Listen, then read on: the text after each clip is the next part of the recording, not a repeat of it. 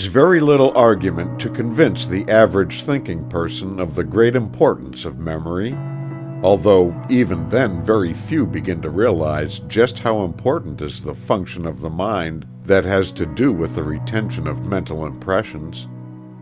The first thought of the average person when he is asked to consider the importance of memory is its use in the affairs of everyday life, along developed and cultivated lines, as contrasted with the lesser degrees of its development.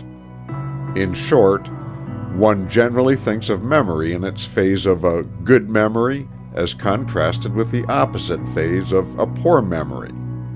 But there is a much broader and fuller meaning of the term than that of even this important phase. It is true that the success of the individual in his everyday business, profession, trade, or other occupation depends very materially upon the possession of a good memory. His value in any walk in life depends to a great extent upon the degree of memory he may have developed.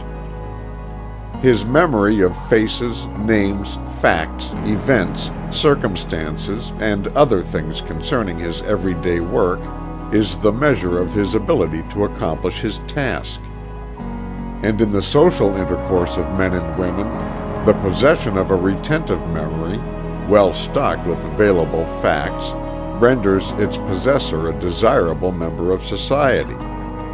And in the higher activities of thought, the memory comes as an invaluable aid to the individual in marshaling the bits and sections of knowledge he may have acquired, and passing them in review before his cognitive faculties. Thus does the soul review its mental possessions. As Alexander Smith has said, a man's real possession is his memory. In nothing else is he rich. In nothing else is he poor. Richter has said, memory is the only paradise from which we cannot be driven away. Grant but memory to us, and we can lose nothing by death. Lactantius says, memory tempers prosperity, mitigates adversity, controls youth, and delights old age. But even the above phases of memory represent but a small segment of its complete circle. Memory is more than a good memory. It is the means whereby we perform the largest share of our mental work. As Bacon has said, all knowledge is but remembrance. And Emerson, memory is a primary and fundamental faculty, without which none other can work. The cement, the bitumen, the matrix in which the other faculties are embedded. Without it, all life and thought were an unrelated succession.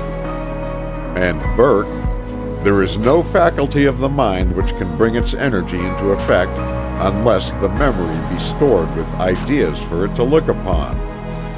And Basile, memory is the cabinet of imagination, the treasury of reason, the registry of conscience, and the council chamber of thought. Kant pronounced memory to be the most wonderful of the faculties. Kay, one of the best authorities on the subject, has said regarding it,